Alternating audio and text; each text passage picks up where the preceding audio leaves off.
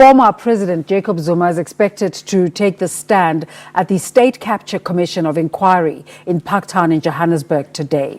The commission was established in January last year as part of the recommendations contained in the Public Protector's State of Capture report. Several witnesses who've appeared before the commission have implicated Zuma in wrongdoing. He has denied the allegations. Members of the public and media have been gathering at the commission's venue in Parktown since early this morning. For more on this story, let's cross now live to SABC senior political reporter Mzwandile Mbeje, who is stationed in Parktown, to give us an update on the situation outside the commission, as only 200 people are allowed to register to go inside the venue. A very good morning to you, Mzwandile. Is it a big crowd yet? Well, Desiree, where I am, it would appear the crowds are not going to be allowed here. So the crowds will be at a different venue. It's a 5-minute walk from here, so we haven't been able to be there for now. But my colleague later on, Mangoba, should be able to give us an indication, because that's where he will be. But we have seen some of the people, Desiree, and as I'm looking this side now, I see a big banner saying "Hands Off Zondo Commission," and it basically tells you that there are some of the people who have come here also to support this commission. Remember, most people that had been expected, or rather are expected to converge here, are those that support primarily the former president. But as this event really, or rather this commission draws interest from various sectors, we are bound to see as many people from across different interest groups converge here. But indeed, we have seen even earlier people like former Minister Des van Rooyen to come and offer their support here. Kalni House as well is here. And we've seen some of the members of the BLF. So those are the ones that will probably be inside. As you have said in your introduction there, it's only 200 people who will be allowed to go inside, because these are public hearings. So members of the public have the right to come and observe them. But given that it's possible the interest could be much bigger, so they had to limit it. Of course, the media, Desiree, is here in full force, both domestic and internationally. That does indicate to you that the interest in this commission is very huge. Correctly so. Remember, this is the former president appearing. In fact, this is the very president who, on the 9th of January 2018, announced the establishment of this commission on the recommendations of the former public protector then, Thuli Madonsela. So we wait to see what happens in less than an hour, as I indicated earlier, so the proceedings will get underway. Why that limit that the commission has set to say only 200 people can go in, but any member of the public is welcome. Are you getting a sense that there has been an uptake of that? Are people coming through, and are you getting a sense that by a certain time that limit will be reached? Well, from what I've observed here, quite honestly, I don't think that allocated 200 number of people will go inside, because they have to go through a very laborious process of registering. Sometimes members of the public would simply not carry the required documents. So I think many perhaps would prefer to go and be at the park, where a screen has been set up for them to watch. I've been inside trying to check how many people are there. There's quite a lot of seats, so which basically perhaps indicates that well, maybe they would rather watch it from home or from the park, because if you are to get in here, you have to go through that process of being verified, of being checked. Remember, the security is very high here. We have the Metro, we have the SAPS, we have the Presidential Protection Unit, We also have the security of the commission. So everything that is really being done here, they need to know who is here. So is he or she having the proper documents? So in the event of any situation arise, they are able to deal with it. So do you know if Ngamalola has arrived yet? He hasn't arrived yet, but I guess he still has more than 45 minutes, and I think perhaps it wouldn't take him. I'm sure he's around. Last time he was living at Forest Town, which is probably 3 or 4 kilometers from here, so it shouldn't really take much for him to get here. I think by the time this commission starts, he would long be here. So just give us a sense of what will unfold today. Sometimes when certain witnesses come through, they start with the admin stuff before getting into the meat of things. Is that what's going to be happening today?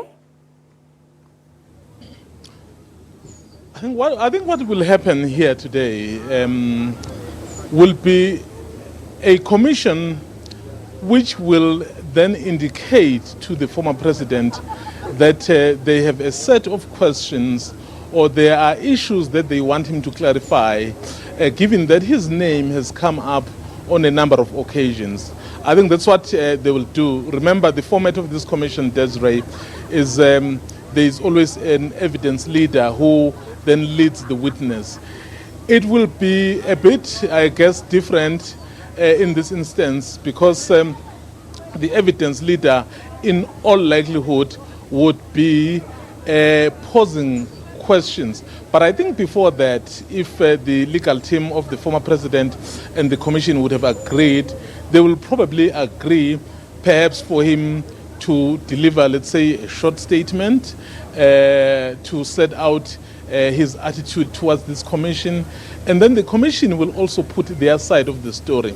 And then based on that, Desiree, so if, let's say, the legal team of the former president feels that what the commission would seek to do, they are not prepared for it, they'll probably ask, I would say, for a postponement so that they can prepare accordingly. Why I'm saying this, when there was communication between these two, the former president requested some of the questions the commission wanted to put to him, but the commission said, no, we're not going to do that. So I think once the process starts to unfold, we'll then have a clear indication as to what will happen. Remember, it's been set down for the whole week, but will it sit for the whole week? It all will depend on what transpires now. Thank you so much for setting the scene for us, Mzwai. I imagine we might be coming back to you later. Mzwai Mbeja, our colleague there at the actual venue. But we also have another colleague who is at that park that Mzwai was referring to, Manqoba Mchunu. I don't know if we're able to cross through to him right now. Let's see if we're able to. Very good morning to you, Manqoba. Give us a sense of what's happening where you are and tell us where it is exactly. Well, Desiree, I'm just a few meters away from that park, the Peter Ross Park, where those supporters are expected to gather in their numbers. Of course, we remember that some of the ANC supporters, as well as members of Black First, Land First, who have been mobilizing their members to say they're going to come here to show support for the former president. Of course, at this point, I can tell you that I think I've counted more or less 2 buses that have come so far, and we do understand that those buses have come all the way from KwaZulu-Natal to come and support the former president. Of course, we spoke to some of those members who did indicate that they are part of a group that calls itself the Rapid Economic Transformation Forces, a group which has been largely in support of the president through his court appearances in Durban as well as in Pietermaritzburg. So this is one of the groups that has been constantly there in the front line in terms of supporting the former president. They've driven all the way from KZN to come, we understand, 2 buses, but the group, of course, promising that that they'll be bringing in about 5,000 supporters at the Peter Roos Park today. They're saying that they're expecting 38 buses to come here, of course, to come and rally their support for the former President Jacob Zuma, who's expected to arrive here anytime soon from now. And of course, Desiree, those supporters insisting that they're here for Zuma, they'll stand by Zuma until the commission, until he finishes his testimony here at the State Capture Commission, saying that they feel that he's being persecuted and that is being targeted by this particular commission. Well, I can tell you that it's only those two buses that I have seen so far. With regards to the 5,000 people that have been promised that are expected to come, we're not quite sure at this time whether that number will actually be the number of people that will be arriving. But I can tell you certainly that at the Peter Roos Park, there's very stringent also security there. We can see a lot of police vehicles there as well who are manning the situation there. We do understand that there will also be a screen that will be erected there so that those who are unable to come here, because it's a few meters away from where the actual commission is taking place. And so many of the people will then be able to use that facility, that live screen, in order to view the proceedings from inside. But of course, as usual, we don't know whether the former president will come out to address those masses. We've seen him doing that in the previous appearances in court, when he appeared in court. So there's a sort of an expectation from these supporters that are there that they might even hear a word or two from the former president. Of course, we're also hearing that members of the BLF are also making their way here. We've seen the deputy president of BLF, Zanele Luana, who's also here, who assured us that they'll also be coming here with their members to come and support the former president. They've always maintained that as BLF, they stand behind the president. They have been supporting him since 2016, and they're saying that they feel equally that Jacob Zuma is being targeted and is being persecuted. So we're expecting those numbers of BLF members to also make their way here at this particular park. We do understand also, Desiree, that there will be some street closures when the former president arrives, of course, in a few minutes from now. So this road behind me, Empire Road, which is one of the busiest roads, is expected to close around about 10 a.m. this morning. So traffic officials really issuing a warning to motorists who use Empire, especially, to say that they will need to use alternative routes from 10 a.m. after the former president arrives, of course, as the road will be closed to allow for a more controlled situation here. So at this point, you can see lots of traffic officials manning the traffic at this stage, and we're expecting to see even more buses coming in as the proceedings are about to begin. But I can tell you that just now, Desiree, the street here behind me, of course, that's where the former president is expected to drive through any time from now.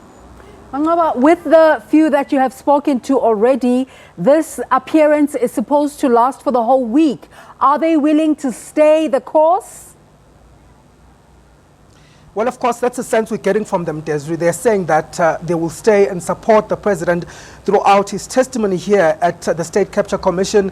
Of course, what arrangements they've made with regards to sleeping and so forth, we're not sure at this stage, but we're hoping to hear from organizers. But those supporters that we met have said that they're here to support the former president, and they're definitely going to stay here until he concludes his testimony.